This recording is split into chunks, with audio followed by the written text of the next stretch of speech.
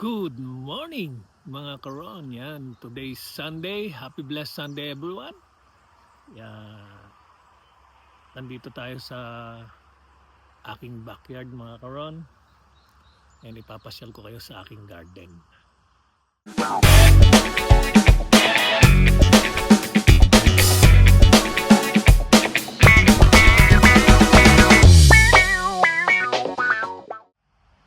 Ayan, nandito na tayo sa aking garden. Nakikita nyo po yung ginawa kong balag. Yan po ay balag ng ampalaya. May sitaw din po tayo dyan. May kamatis. May sili. Although medyo late na po kasi ako nakapagtanim. Saka mas nag-focus po kami sa bahay. Kaya hindi na ako nakapagtanim ng marami mga karon.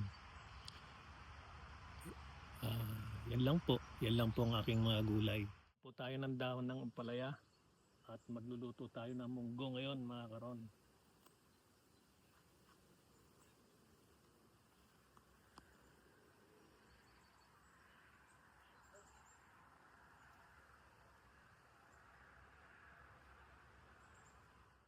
Ayan, nakakuha na tayo ng mga dahon ng ampalaya. Ang lalaki ng dahon. So okay na ito sa munggong iluluto ko na aming lunch today. So yan mga karon, no. Napapakinabangan ko na ang ampalaya. Oh, di ba? Only in Canada. Filipino in Canada doing this. Okay. Ang luwang ng backyard namin mga karon, pero talagang meron lang spot na pwedeng taniman ng mga gulay. Next year talagang gagawa rin ako ng malaking balag. Or kung naaalala niyo yung bayanihan namin doon kay Tita Puring, ganun din po ang gagawin ko next year para maluwang naman or maganda naman ang aking gulayan. Oh, di ba? Yan ang backyard ko, mga karon. Mga karon, mag-prepare na tayo ng lulutuin kong munggo. Then mantuto muna ako ng isasahog kong baboy. Mga karon, maglalaga na tayo ng munggo para mamaya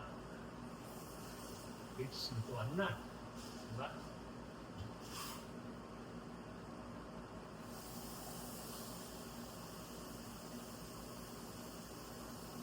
Mga Pilipino lang talaga nagluluto ng mga gulay-gulay na munggo, ampalaya.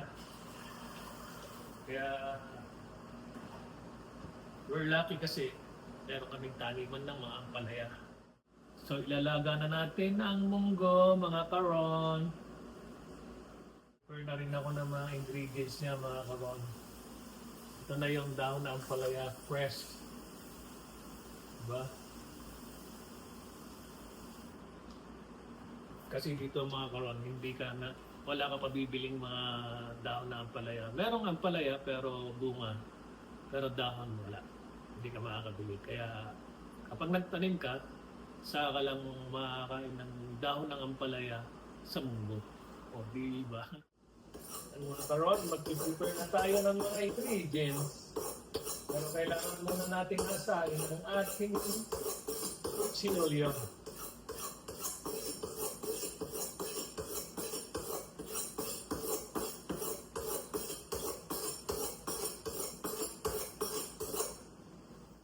So ang ingredients po natin, meron tayong kamatis, sibuyas, saka bawang. Ginigisa ko po kasi pag ako nagluluto ng munggo, saka sasahugan ko siya ng pork ribs mga karon. So ito ang ingredients natin.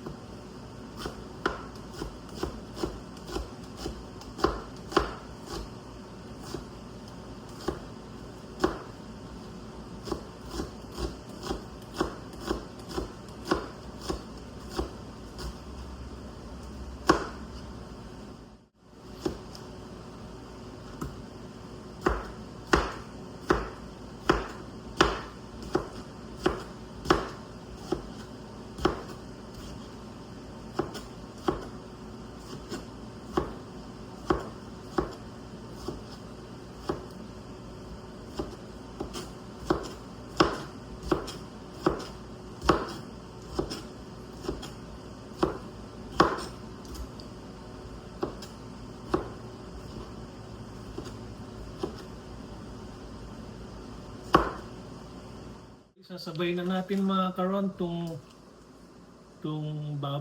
ribs para lumambot sa paglaga ng munggo. Saka para lumasa na rin yung sabaw niya mamaya, di ba?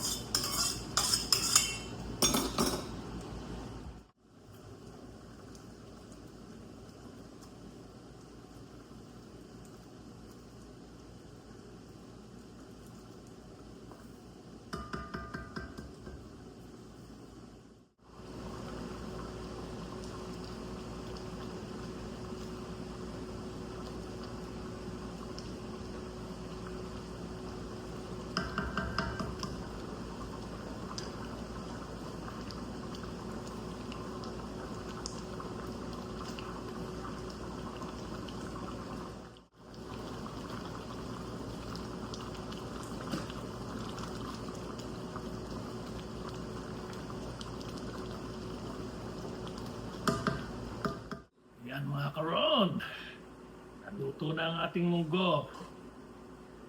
Try natin ang ating munggo.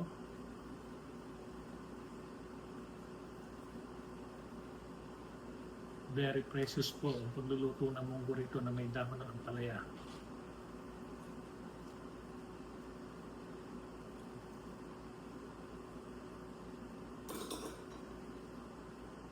Let's begin mga karon. Tikman natin ang ating munggo.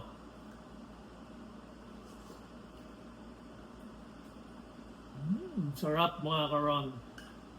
Talagang pambihira mong matikman ng munggo na may dahon ng ampalaya. Talagang mapapa-wow ka talaga sa sarap mga karon. Tapos fresh pa yung dahon ng ampalaya. O, di ba? Best.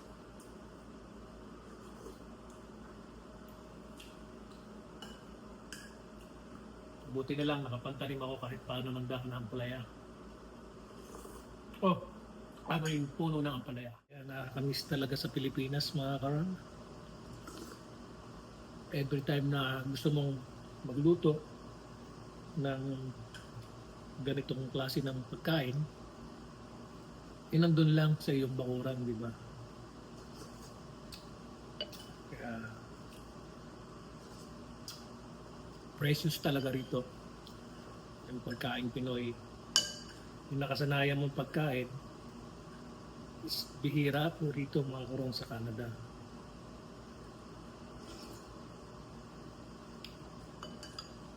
And every summer lang kami nakapagtatanim ng mga gulay na from Philippines.